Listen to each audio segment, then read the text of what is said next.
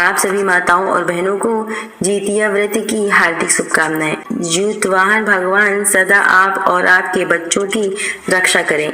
आप हर साल इसी तरह श्रद्धा और विश्वास के साथ जीतिया व्रत रखते हैं। सबसे कठिन व्रतों में से एक जीतिया व्रत को जीत पुत्रिका व्रत के नाम से भी जाना जाता है। अपनी संतान की रक्षा के लिए और खासकर अपने पुत्रों की रक्षा के लिए माताएं जीवित पुत्रिका व्रत को निर्जला और निराहार रहकर रखती हैं और इस व्रत में जीतवाहन के साथ साथ चील और सियारनी की पूजा करके व्रत का कथा पढ़ी और सुनी जाती है। आइए सुनते हैं जीतिया व्रत की कुछ पौराणिक कथाएं।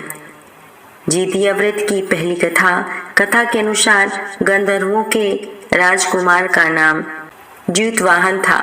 वे बड़े उदार और परोपकारी थे। ज्यूतवाहन के पिता ने वृद्धावस्था में वामप्रस्थ आश्रम में जाते समय इन्हें सारा राज्य सिंहासन सौंप दिया, किंतु इनका मन राजपाट में नहीं लगता था। तब वे भी राज्य का भार अपने भाई पर छोड़कर स्वयं वन में पिता की सेवा करने के लिए चले गए। वहीं पर उसका मलयवती नाम की राजकन्या से विवाह हो गया। एक दिन जब वन में भ्रमण करते हुए ज्यूतवाहन काफी आगे चले गए, तब उन्हें रास्ता में एक वृद्धा रोती हुई मिली। उनके पूछने पर वृद्धा ने रोते हुए बताया, मैं नागवंशी स्त्री हूँ और मेरा एक पुत्र है।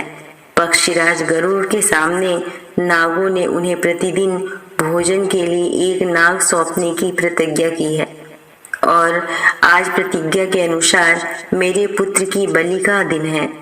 ज्यूतवाहन ने वृद्धा को आश्वस्त करते हुए कहा, डरो मत माता, मैं आपके पुत्र के प्राणों की रक्षा अवश्य करूंगा। आज आपके पुत्र के बदले स्वयं मैं जाऊंगा। मैं स्वयं अपने आप को उनके लाल कपड़े में ढककर शिला पर लेट जाऊंगा। ऐसा कहकर ज्यूतवाहन उनके पुत्र के उनके हाथ से लाल कपड़ा ले लेता है और वे अपने लपेट कर खुद को बलि देने के लिए चुन लिया। बलि शिला पर लेट गई। नियत समय पर पक्षीराज गरुड़ बड़े बेग से आए और लाल कपड़े में ढके हुए ज्यूतवाहन को अपने पंजे में दबोचकर पहाड़ के शिखर पर जाकर बैठ गए।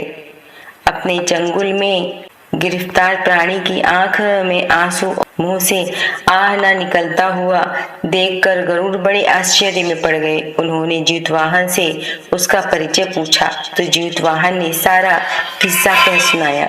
गरुड़ जी उनकी बहादुरी और दूसरे प्राणी की रक्षा में स्वयं बलिदान देने की हिम्मत से बहुत प्रभावित हुए।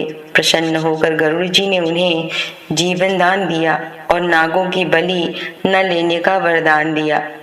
इस प्रकार ज्यूतवाहन के अदम्य साहस से नाग जाति की रक्षा हुई। तब से अपने पुत्र की रक्षा हेतु ज्यूतवाहन की पूजा की परंपरा की शुरुआत हो गई।